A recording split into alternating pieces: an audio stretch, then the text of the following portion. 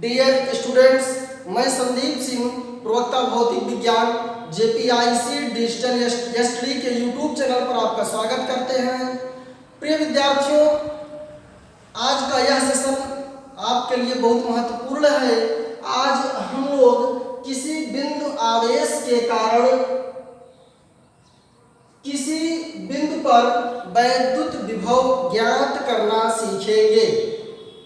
Electric potential at a point due to a point charge.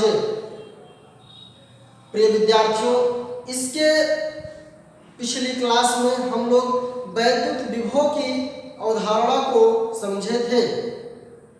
वैद्युत विभव क्या है?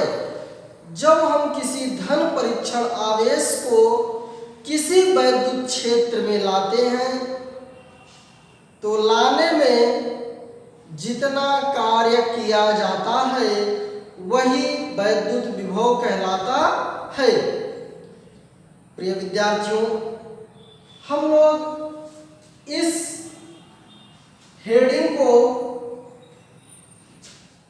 उपयोग करते हुए पूरे भौतिक विज्ञान में जहां भी किसी सिस्टम का वैद्युत विभव ज्ञात करना होता है बड़े ही आसानी से ज्ञात करते हैं। किसी बिंदु आवेश के कारण किसी बिंदु पर वैद्युत विभव electric potential due to a point. Electric potential at a point, electric potential at a point due to a point charge. Point charge, बिंदु आवेश। सबसे पहले लेक्चर में आपको हम बताए हैं बिंदु आवेश क्या है। दो आवेशों के बीच की दूरी के सापेक्ष उन आवेशों की विमाओं का बहुत कम होना बिंदु आवेश कहलाता है। क्या कहलाता है? बिंदु आवेश कहलाता है। यहां पर माना प्लस क्यू आवेश है, प्लस क्यू आवेश है जो बिंदु O पर रखा गया है। यहां से स्मॉल r दूरी पर एक बिंदु मान लिया कि A है। मान लिया कि प्लस क्यू आवेश से r दूरी पर एक बिंदु A है। यहां पर आप ये देखिए, हम Q से x दूरी पर एक छोटा परीक्षण आवेश Q0 रखते हैं। O से x दूरी पर कोई आवेश है। क्या है? परीक्षण आवेश, टेस्ट चार्ज है, बिंदु B पर रखा गया है। आप यहां पर समझें, यदि यहां से यहां तक की दूरी dx है और यहां पर हम एक बिंदु A मान लें तो इसकी तुलना में ये बहुत छोटी दूरी होगी। जो बहुत छोटी दूरी होगी उसे हम dx के नाम से जानते हैं। क्या जानते हैं? डी एक्स के नाम से जानते हैं। अब यहाँ पर हमको यदि लैंग्वेज में लिखना हुआ तो हम कैसे लिखेंगे आप लोग समझेंगे। माना कि एक बिंदु आवेश प्लस क्यू बिंदु ओ पर रखा गया है, जिससे आर दूरी पर एक बिंदु ए है जहां पर हमको वैद्युत विभव ज्ञात करना है। जहां पर हमको वैद्युत विभव ज्ञात करना है। बिंदु O से x दूरी पर एक बिंदु P है जहां परीक्षण आवेश Q0 रखा गया है। B से A तक की स्मॉल डिस्टेंस को हम dx से निरूपित कर रहे हैं। इस चित्र से स्पष्ट है कि प्लस क्यू और Q0 के बीच में एक बल लगेगा। बिल्कुल स्पष्ट है, यहाँ Q है और यहाँ Q0 है, तो यहाँ पर क्या लगेगा, एक बल लगेगा। वो बल कौन सा लगेगा, F लगेगा। किसके नियम के अनुसार, कूलाम के नियम के अनुसार। कूलाम के नियम के अनुसार क्या लगेगा, एक बल लगेगा, F होगा। F का मान F बराबर 1/4 पाई एप्सिलॉन नॉट। एक बात यहाँ पर समझिए, यदि ये जो हमारा सिस्टम है किसी माध्यम में रखा गया है तो एप्सिलॉन नॉट के बाद K ऐड हो जाता है, और यदि किसी माध्यम में नहीं है तो वहां पर K नहीं लिखा जाता है। हमने मान लिया कि किसी माध्यम में है तो यहाँ पर K लगा दिए, जो कि क्या है, परावैद्युत नियतांक है। Q1 के स्थान पर Q है, Q2 के स्थान पर Q0। यहाँ से यहाँ तक की दूरी x है बटे x स्क्वायर। मात्रक क्या होता है, न्यूटन। मात्रक क्या होता है, न्यूटन। आप जानते हैं F बराबर 1/4 pi epsilon not Q1 Q2 बटे R स्क्वायर, जहां पर K परावैद्युत माध्यम होता है। परावैद्युत माध्यम होता है। अब हम ये देखेंगे कि जो परीक्षण आवेश है, परीक्षण आवेश को यदि अब यहाँ पर इलेक्ट्रोस्टैटिक फोर्स लग रहा है, वैद्युत बल लग रहा है, यदि हम B से A की ओर उसको लाएंगे, B से A की ओर लाएंगे तो इस वैद्युत बल के विरुद्ध कार्य करना पड़ेगा। वैद्युत बल के विरुद्ध कार्य करना पड़ेगा। यहाँ पर आप ये देखिए, यहाँ पर किस अक्ष में है, हम निगेटिव अक्ष की ओर जा रहे हैं, इसलिए जो dx होगा वो कैसा होगा, निगेटिव होगा। यदि हम इस तरफ जाते तो पॉजिटिव होता। बिल्कुल बात स्पष्ट हुई होगी। ध्यान दीजिए, जब हम Q0 को B से A तक लाएंगे, dx दूरी लाएंगे, तो इस तरफ क्या लग रहा है, वैद्युत बल लग रहा है। वैद्युत बल के विरुद्ध हमको कार्य करना पड़ेगा। वैद्युत बल के विरुद्ध हमको कार्य करना पड़ेगा। जब हम इसके विरुद्ध कार्य करेंगे तो कहाँ जाएंगे, -dx दूरी पर जाएंगे। कहाँ जाएंगे, -dx दूरी पर जाएंगे। और किया गया कार्य आप जानते हैं, W बराबर क्या होता है, बल गुणे विस्थापन होता है। बल गुणे विस्थापन होता है। जब किया गया कार्य स्मॉल रहेगा तो W के स्थान पर dW हो जाएगा। यहां पर देखिए dW बराबर वैद्युत बल गुणे विस्थापन, W बराबर F इंटू डी, W बराबर F इंटू डी। अब यहाँ पर वैद्युत बल का मान आप ये देख रहे हैं 1/4 के Q0/x स्क्वायर। देखिए माइनस dx हमने लिख दिया क्योंकि ये विस्थापन है, चिन्ह सहित लिखा जाता है। -1/4 के Q0/x square into dx dw। इसका मात्रक क्या होता है? जूल होता है। कार्य का मात्रक क्या होता है? जूल होता है।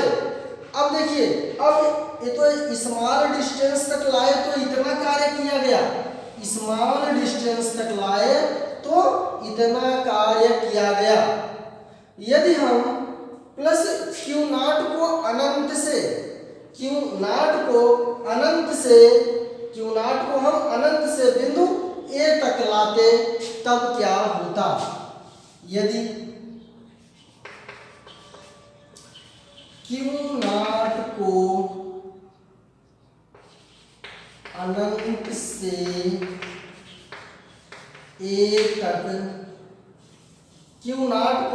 से A तक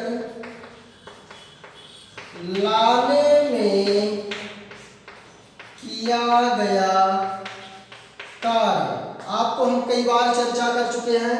जहां पर dw रहे या जहां dx रहे, वहां पर यदि हमको अनंत से a तक ज्ञात करना है तो हम उसको क्या करेंगे? इंटीग्रेशन कर देंगे। उसका हम क्या कर देंगे? समाकलन कर देंगे, और समाकलन में लोअर लिमिट और अपर लिमिट लगा देंगे। यहाँ पर w है तो dw बराबर -1/4 के Q0x स्क्वायर dx। आप ये देखिए दोनों पक्षों का हमने क्या कर दिया? इंटीग्रेशन कर दिया, दोनों पक्षों का समाकलन कर दिया। यहाँ पर जो लिमिट लगाएंगे समझिएगा, कोई भी कार्य शुरू होता है 0 शुरू होता है। मान लिया कि अपर लिमिट क्या है? w है। मान लिया अंतिम कार्य क्या है? w है।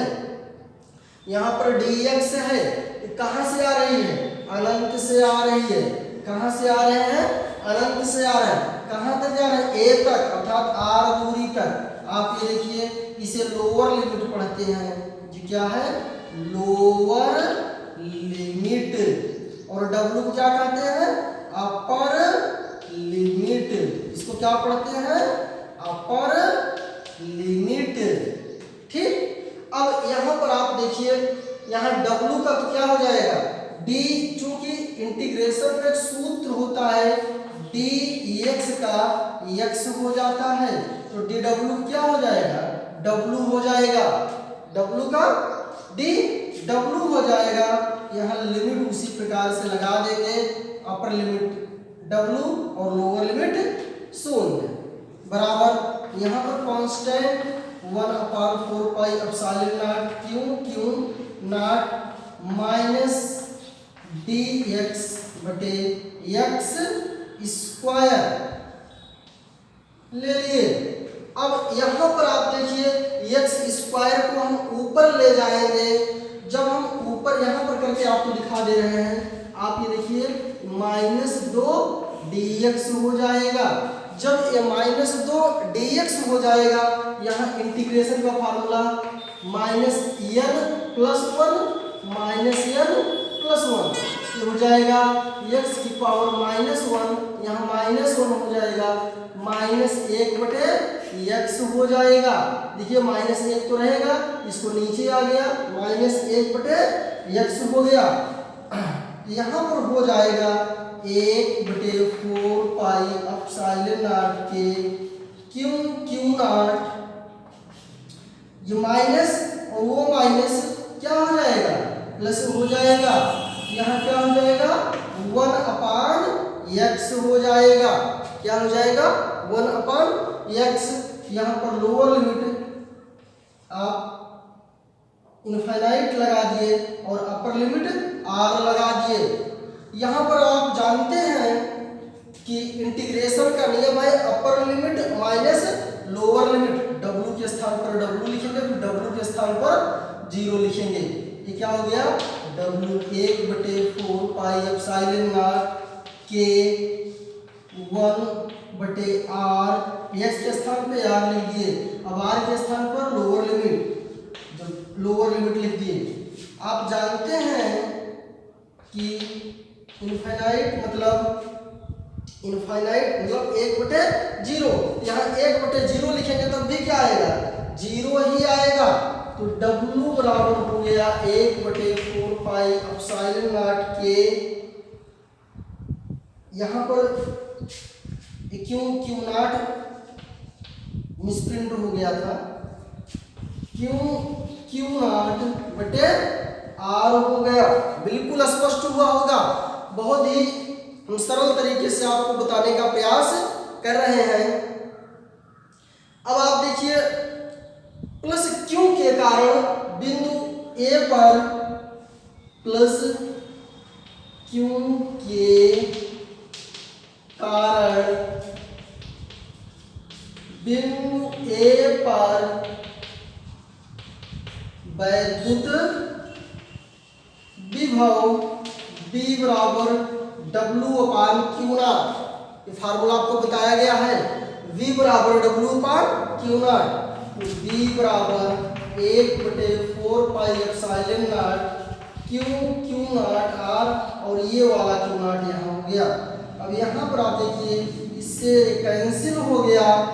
B बराबर 1/4 पाई एप्सिलॉन नॉट के Q/R हो गया। यही हमारा सूत्र हो गया। B बराबर 1/4 पाई एप्सिलॉन नॉट के Q/R वोल्ट। यदि हम निर्वात की बात करें, निर्वात अथवा वायु के लिए K बराबर 1 हो जाएगा। तो हो जाएगा B बराबर 1/4 pi epsilon not Q/R volt. बहुत महत्वपूर्ण सूत्र है।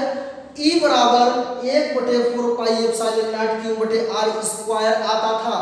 याद करिए, आपको हम बताए हैं किसी बिंदु आवेश के कारण वैद्युत क्षेत्र की तीव्रता ज्ञात करना। यहाँ पर किसी बिंदु आवेश के कारण किसी बिंदु पर वैद्युत विभव ज्ञात करना। V बराबर 1/4 pi epsilon not Q/R volt. ये आपने देखा। यदि यहाँ पर प्लस क्यों था, समझिएगा, यहाँ पर प्लस क्यों लिया था हमने, तो B बराबर इतना रिजल्ट आ गया। यदि Q के स्थान पर हम माइनस क्यों लिए होते, तो B बराबर -1/4 पाई एप्सिलॉन नॉट Q/R हो जाता। आप ये देखिए, इतने वोल्ट।